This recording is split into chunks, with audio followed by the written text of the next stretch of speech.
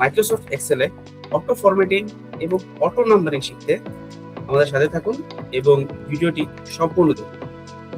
Spotify একাডেমির live course সম্পর্কে জানতে আমাদের ফেসবুক পেজ, আমাদের ওয়েবসাইট অথবা আমাদের হোয়াটসঅ্যাপ নাম্বারে যোগাযোগ করুন। অটো ফরম্যাটিং এবং অটো নাম্বারিং করতে আমরা যেটা করব, প্রথমে আমরা অটো নাম্বারিং দেখব। অটো নাম্বারিং এর জন্য আমরা নং অর্থাৎ A2 তে আমরা একটা ফর্মুলা লিখব। আমরা প্রথমে ইফ ফর্মুলাটা ইউজ করব। ইফ ফর্মুলাটা হবে এখন V2 ভ্যালুর উপর ডিপেন্ড করে। যদি V2 ভ্যালু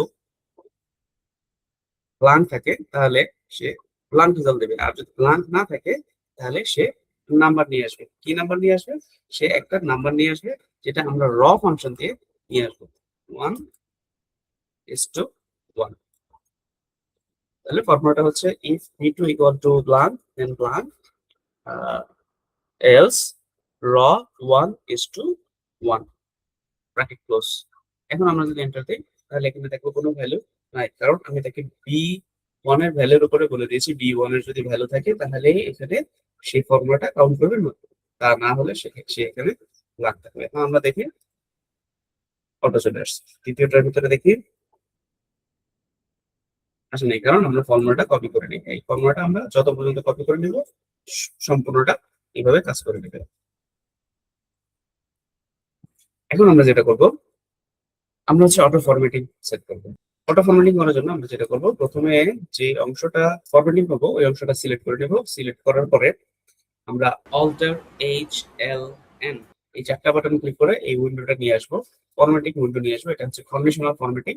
কন্ডিশনাল ফরম্যাটিং ক্ষেত্রে আমরা use formula to determine which cell is to format এটা সিলেক্ট করব। সিলেক্ট করার পরে এখানে একটা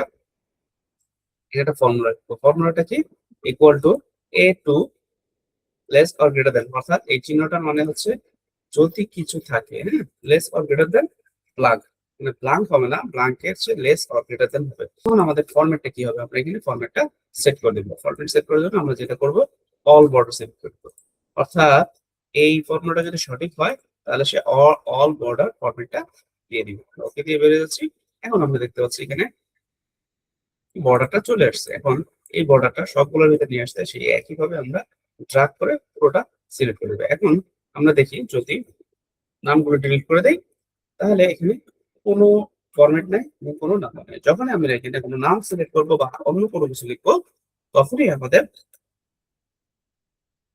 অটোমেটিক ভাবে বর্ডার বসে যাবে, অটোমেটিক ভাবে আমাদের নাম্বার ফরম্যাট নাম্বারগুলো চলে আসবে।